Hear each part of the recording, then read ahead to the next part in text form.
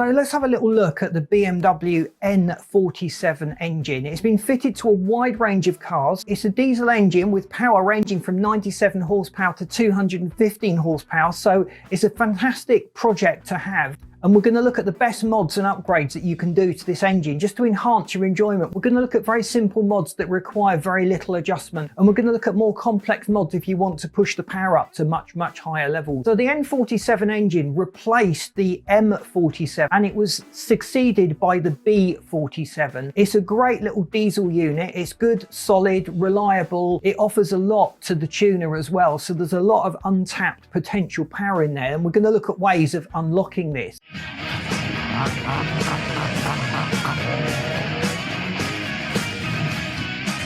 So there was the N47D16, a 1.6 litre version of this engine. It came with power ranging from about 94 to about 115 horsepower. And then there was the N47D20 version of this engine with power ranging from 114 horsepower all the way up to 215 horsepower. So it was fitted in the E81, E82, E87 BMW chassis, the E90, the E91, the 318D, and it's used in the Mini Cooper, the Mini Countryman, the Mini Roadster and the Mini Paceman Coupe, and also found itself into the X3. The engine went through a series of revisions and had some more power hikes to it depending on the model that it was fitted to. The E90 BMW 320D saw 161 horsepower. The performance-oriented 120, 320, 520D and the F22 220D saw power hiked up to 174 horsepower. And the F22 225D, the 123D and the X-Drive 23D had a twin turbo version of this same engine, and that saw power exceeding 200 horsepower. So it's a flexible block. It offers quite a lot. The main revisions between these engines were generally the turbo and the ECU software. There's a few other little things to address as well, but we're going to look at the best mods and upgrades you can make on these engines in order to bump the power up to more respectable levels. And all of these engines offer quite a bit of flexibility to the tuner. There's easy ways of bumping the power up.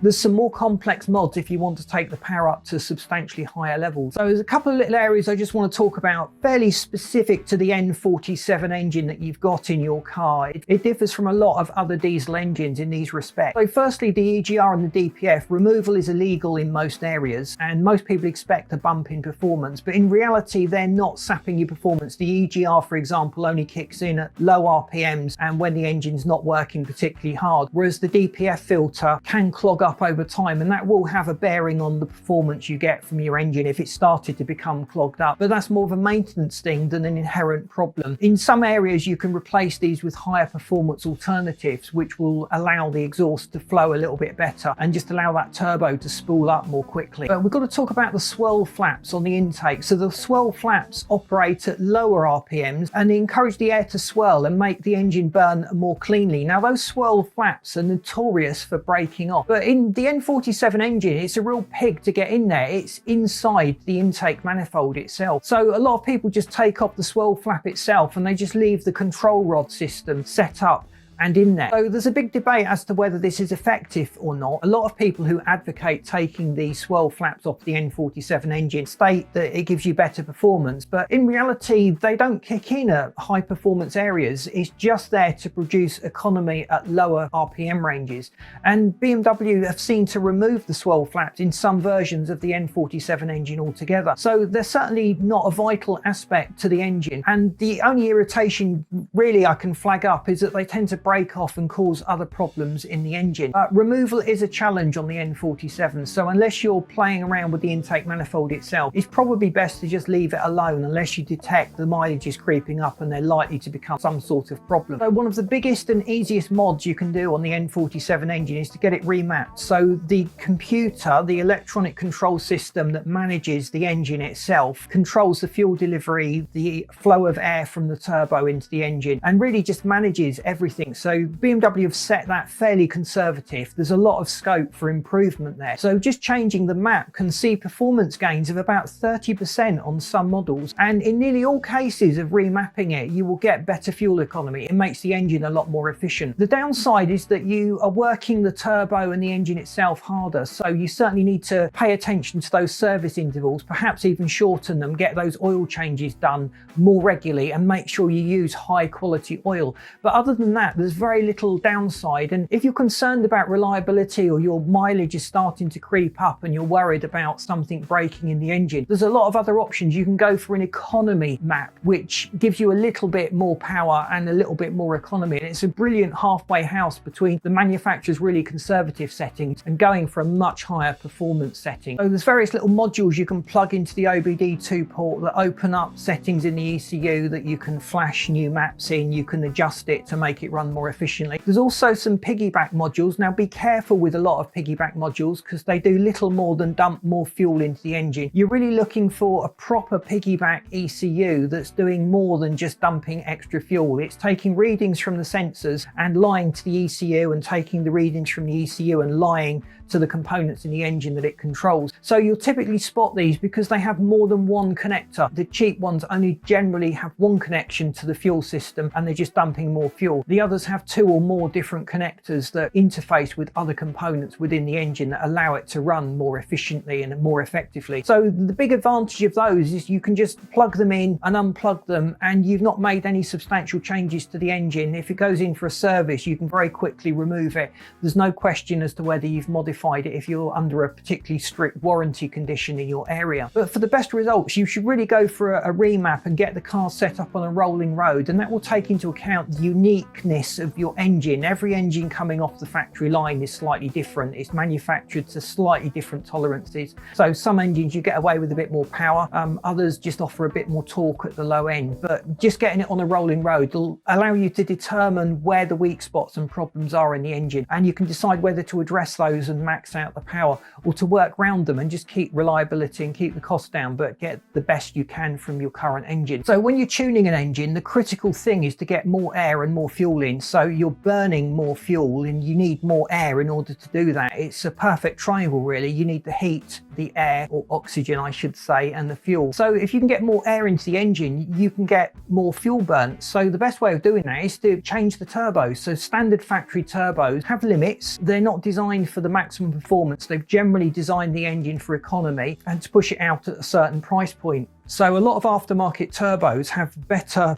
design in them. The turbines inside the turbo are optimized to deliver the power exactly where you want it. So the GTB 2260 VK crops up when we talk to people about tuning the N47 engine. You potentially see power of around 200 to 275 horsepower with that turbo. You may well start to experience fuel issues, so you're forcing more air in. Now the question is whether your existing injectors and fuel pump can supply sufficient fuel to keep that power in that zone. But it's fair to say that turbocharger design has come on a long way over the years, and in recent times there's been some really big developments. We've seen twin scroll turbos, we've seen turbos with variable vanes that alter the airflow into the turbo itself depending on the RPMs of the engine and the load condition. So a lot has happened in the world of turbos, and going for an aftermarket or hybrid turbo, you can just change its ratio and its ability to compress air and suck air into the engine. The airflow sensors within the intake may well need adjustment. If you're forcing a lot more air in, you may well find the stock sensor starts throwing an error, or the ECU is getting readings it can't quite interpret correctly. So that can lead to problems. So be very careful with the airflow sensors and just make sure the ECU is set up for your fuel system and the airflow and the turbo. It's not just a matter of bolting these parts on and hoping they work. You do need to make that software adjustment just to get the maximum from it. And as I've already said, setting it up on a rolling road is really the best way to go. So the upper limits on the 318, the 316D engines tends to be about 200 horsepower for those stock fuel systems. Pushing beyond that, you start to get flat spots and start to hit problems. So at that point, you need to look at upgrading the injectors and upgrading the fuel pump to make sure the fuel delivery is correct. It always makes sense to over specify your fuel injectors and the fuel delivery rate. As those injectors age and degrade, you'll be glad of having that little bit of leeway in there. Most people that have tuned their N47 engine and just want to take it to the next level. So having a little bit of leeway in the injectors and the fuel pump can certainly save you from having to go out and re-buy those components, but getting the next version up in terms of performance. So exhaust mods, you want to get those exhaust gases out of your N47 as effectively as possible. It's fair to say that on most models the factory setup is more than adequate. It flows quite well. The general restrictions are in the headers that come out of the engine, the DPFs and the catalyst. The design of those can be somewhat improved, so there are performance alternatives. Check in your area if it's legal to replace these items. In some areas it's not. If you can replace them with a sports alternative, which will generally be larger and have better flow characteristics, you'll notice the engine spools up more quickly. The turbocharger is a little bit more flexible. The power maybe comes on slightly lower in the RPM range, but you're usually talking about quite an investment getting those mods done. So it's something you should consider if you're starting to see a restriction. But if you're just after a budget upgrade, I would personally just stick with the remap itself. Think also about the air intake, so the engine's ability to suck air in. If there's a restriction in the air filter or the air intake system, that can make sure that you're down on power and you're not getting the maximum potential from the mods that you've done. So just replacing the stock paper filter with an aftermarket one that flows better. A cotton gauze material seems to be one of the best flow characteristics in terms of filtration that it offers, and that can go a long way to addressing the car's ability to flow air correctly. But fitting a full induction kit with an open cone filter will certainly remove that restriction almost altogether. But you need to be careful that you're not sucking warm air in from the engine bay, because warm air carries less oxygen, and because it's carrying less oxygen you burn less fuel. So if you've got an open induction kit in the engine bay, you really want to box that off from those warm under engine bay temperatures and get a cold air feed to make sure that it's getting nice fresh air from outside. And you certainly don't want to site that cold air feed where it's going to be sucking water in. The last thing you want is to be sucking water into the intake of your engine. So we've spoken about temperature of air being critical. Now when you compress air in a turbo, it gets hot, so you want to take as much heat out of that intake charge as possible. So factories fit an intercooler, which is basically a radiator that compressed air goes through. It's exposed to the ambient air temperature, and that lowers the temperature of the intake air. So you need to be careful that you're not suffering from heat soak, and that is where the intercooler itself starts to get warm. And as the intercooler gets warm, it becomes less effective at lowering that intake charge. So if you're doing a lot of spirited driving, a lot of high RPM driving or track days, you may well notice the intercooler starting to get warm and you're not getting the power that you were when the engine first started up and it was all relatively cold in there. So in those instances, it certainly makes sense to upgrade the intercooler to get a better flowing, better cooling capacity intercooler. But bigger is not always better. You certainly don't want to introduce a restriction on the intake just because you've got such a big intercooler. So talk to your tuner and choose an intercooler that's of an appropriate size. And in some models, it can be quite a challenge to mount the intercooler in the front of the engine bay. You really want it at the front and quite low down where it's exposed to those cold temperatures. And in some cases, that may require modification to the actual front bumper of the vehicle itself. But there's a lot of options out there and a lot of things to choose from. So we'll assume with your N47 that you're really bumping the power up. You're getting a lot more torque through the transmission. So you may well notice an issue with the clutch. It might be starting to slip. Now, generally your clutch has a finite lifespan. As the mileage starts to increase, it becomes less effective at biting and putting that power down on the road. So if you've substantially increased the power, you may well start to experience that slip, that problem within the clutch. So it certainly makes sense to just make sure you've uprated the clutch so it's suitable for the power levels that you've chosen, and that'll guarantee that it doesn't burn out. You want the longevity there on the clutch. And if you're replacing the clutch, it probably makes sense to look at the flywheel, because that's all part of that assembly on the side of the transmission. And the flywheel is a big metal disc that stores the kinetic energy from the engine. It keeps it nice and smooth. So if you've got a dual mass flywheel, it's basically two plates sprung loaded, and it smooths out the way the engine runs. And a lot of diesel engines are quite lumpy in their operation. They don't idle very, very smoothly. So the dual mass flywheel is really essential. If those vibrations are allowed out of the engine into the transmission itself, it can cause problems with the gearbox and other issues within the engine. engine. So I certainly wouldn't recommend in most cases replacing a dual mass flywheel with a single mass flywheel, but you will often notice an improvement in performance by going for a slightly lighter flywheel assembly. So what that'll